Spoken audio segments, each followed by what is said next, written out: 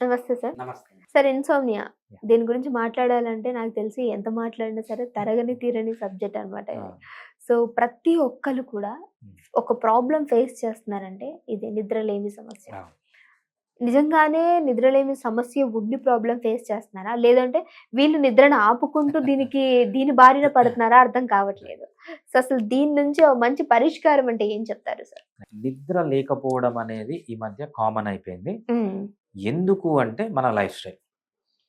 మనము ఒక major topic ఉంటుందన్నమాట. దాన్ని ఏమంటామంటే బయోలాజికల్ రిథమ్ అంటాం. బయోలాజికల్ క్లాక్ అంటాం. మనం నేచర్‌లో తీసుకున్నప్పుడు సీజన్ అంటే 365 డేస్‌కి సీజన్ చేంజ్ అవుతది. అంటే మన బాడీకి తెలుసు ఇది ఎప్పుడు సమ్మరు, ఎప్పుడు వింటరు, ఎప్పుడు రైనీ సీజను, ఎప్పుడు స్ప్రింగ్, ఎప్పుడు ఆటమ్ అని మన బాడీకి తెలుసనమాట. దాని ప్రకారం దాని హార్మోన్స్ గానీ, దాని మెటబాలిజం గానీ మన బాడీ చేంజ్ అవుతూ వస్తుంది. అది మనం గమనించలేమనమాట. హ్మ్. అదే విధంగా మూన్ సైకిల్. మూన్ సైకిల్ అంటే ఏంటి? New moon, full moon. ఈ వ బ మూన్ అనేది తగ్గుతూ వస్తుంది, పెరుగుతూ వస్తుంది. ఈ మూన్ బేస్ చేసుకొని గూడా మనలో ఫిజియాలజీ గానీ, సైకాలజీ గానీ అన్నీ చేంజ్ అవుతూ ఉంటాయి. అది గూడా మనము అంతగా గమనించలేం. బట్ కొంతమంది గమనిస్తారు. చూసారా?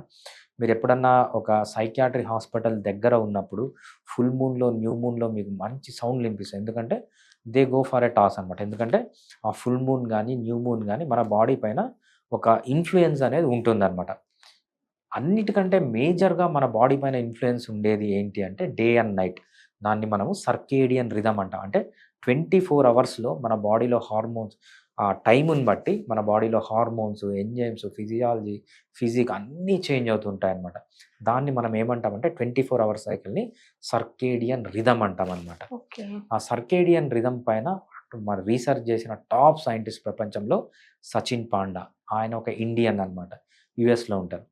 డైట్ పైన రీసెర్చ్ చేసే సైంటిస్ట్‌లు ఈయన ఫాలో అవుతారు. ఎందుకంటే డైట్‌కి గూడా టైమింగ్ అనే కాంపోనెంట్ ఉంటది. ఎక్సర్సైజ్ చేసే సైంటిస్ట్‌లు ఈయన ఫాలో అవుతారు. ఎందుకంటే ఎక్సర్సైజ్ ఏ టైంలో చేయాలనేది ఈయన నుంచి తెలీదు. అంటే లైఫ్ స్టైల్ పైన ప్రపంచంలో ఏ రీసెర్చ్ చేసినా మన సచిన్ పాండానే కన్సల్ట్ అయ్యి రీసెర్చ్ చేస్తారన్న అంత గొప్ప సైంటిస్ట్ అన్నమాట ఆయన. హ్మ్. సింపుల్. మనం ఎప్పుడైతే మనము ఏ టైంకి ఏం చేయాలో అది చెయ్యమో, మన బాడీ గూడా అలాగే తయారవుతుందనమాట. హ్మ్. మనకు రాత్రి బాగా నిద్ర రావాలంటే ఏం జేయాలంటే, ఫస్టు మనము ఫుడ్ అనేది 11:00 నుంచి 6:00 మధ్యలో తీసుకోవాలి. ఆ టైంలో తీసుకుంటే ఏంటంటే, మన బాడీకి ఇది పొద్దున గాబట్టి నాకు ఫుడ్డొచ్చింది. నేనిప్పుడు మేల్కొనుండాలి.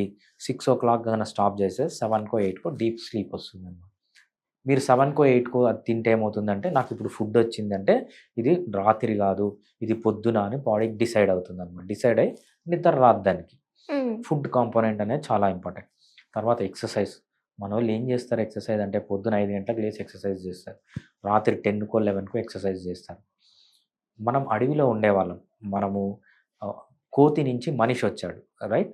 మనము 3 అంటే కోతి నుంచి మనిషిగా మారింది 3,50,000 ఇయర్స్ ముందు. అంటే మొన్న 10,000 ఇయర్స్ వరకు మనం అడవిల్లోనే ఉండేవాళ్ళం. మగవాళ్ళందరూ హంటింగ్ బోయేవాళ్ళు. ఆడవాళ్ళందరూ ఇంటి చుట్టుపక్కల ఉన్న ఆకులు, అలమలు, పిట్టలు, చిన్న జంతువులు తీసుకొనొచ్చి ఈవినింగ్ 5:00కో, 6:00 అందరూ తిని 7:00 అంతా నిద్రపోయేవాళ్ళు. ఇది మనము కొన్ని వేల కోట్ల సంవత్సరాలు ఇలా బతికామనమాట మనం. హ్మ్. మన బాడీ అంతా దానికి డిజైన్ అయింది. ఇప్పుడు మనం ఏం జేస్తున్నాం? ఎక్సర్సైజ్ అంటే మామూలు మార్నింగ్ 5:00కి లేకపోతే 9:00కి, 10:00కి ఎక్సర్సైజ్. ఈ సచిన్ పాండా ప్రకారం ఏంటంటే మనం ఎక్సర్సైజ్ అనేది ఈ మార్నింగ్ 11:00 నుంచి మాక్సిమం 5:00 మధ్యలో చేయాలి. 2 PM is the best time for exercise అంటాడనమాట. హ్మ్. ఆ టైంలో గన మీరు ఎక్సర్సైజ్ చేస్తే మీ బాడీకి సిగ్నల్ ఎళ్తుంది. ఇది మధ్యాహ్నము అందుకే నేను ఎక్సర్సైజ్ చేస్తున్నాను. ఈవినింగ్‌కంతా బాడీ కూల్ డౌన్ అయిపోయి నిద్రలోకి తీసుకెళ్తుందనమాట. మనం ఎప్పుడు తింటున్నాం? ఎప్పుడు ఎక్సర్సైజ్ చేస్తున్నాం? అనే కాంపోనెంట్‌తో పాటు నిద్ర బాగా రావాలంటే చాలా ఇంపార్టెంట్ కాంపోనెంట్ మనము లైట్‌కి ఎప్పుడు ఎక్స్‌పోజ్ అవుతున్నాం అనేది. మన పాతకాలంలో ఎవ్వరు 6 తర్వాత లైట్‌కి ఎక్స్‌పోజ్ కాలేదు. అవును. ఇప్పుడేంటి పొద్దునంతా చీకట్లో ఉంటున్నారు. పొద్దునంతా అసలు సన్‌కే ఎక్స్‌పోజ్ అవ్వట్లేదు. ఈవినింగ్ అయితే లైట్‌లేసుకొని కూర్చుంటున్నారు. అంటే మన మన బాడీ ఏదైతే ఫిజియాలజీ ఉందో అది కన్‌ఫ్యూజ్ అయిపోతుంది. హ్మ్. సో, పొద్దున్నుంచి రాత్రి వరకు మనమందరూ అడవుల్లో ఉండేవాళ్ళం. అడవిలో ఫుల్లు లైట్ ఎక్స్‌పోజర్ మన కళ్ళల్లో అంతా లైట్ పడేది. అప్పుడు మన బాడీకి తెలిసేదనమాట. ఇది మార్నింగు, ఇది నైట్ అని. మన బాడీకి ఇప్పుడు ఏమైంది ఏం తెలియదు, ఏది మార్నింగో తెలియదు, ఏది నైటో తెలియదు. సో అది కన్ఫ్యూజ్ అయ్యి నిద్ర లేకుండా వస్తుందన్నమాట. ఈ 3 కాంపోనెంట్స్ అనేవి చాలా ఇంపార్టెంట్. ఎప్పుడు తింటున్నావు, ఎప్పుడు ఎక్సర్సైజ్ చేస్తున్నావు, ఎప్పుడు లైట్‌కి ఎక్స్‌పోజ్ అయితున్నాయని, ఈ 3 కాంపోనెంట్స్ చాలా ఇంపార్టెంట్ ఫర్ నిద్ర రావడం అనేది. ఈ 3 మనం నేచర్ ప్రకారం ఉంటే నిద్ర కరెక్ట్‌గా వస్తుంది. లేదంటే నిద్ర సరిగ్గా రాదు. ఇది చాలా ఇంపార్టెంట్, మనం గుర్తుపెట్టుకోవాల్సింది. ఓకే. అవును సార్. చాలా చక్కటి ఇన్ఫర్మేషన్ ఇది. నిజంగానే అసలు నిద్ర ఎప్పుడు పోవాలి, ఎంతసేపు పడుకోవాలి అనే వాళ్ళకి ఇది చక్కటి ఆన్సర్ అని చెప్పొచ్చు. Thank you so much sir. Thank you.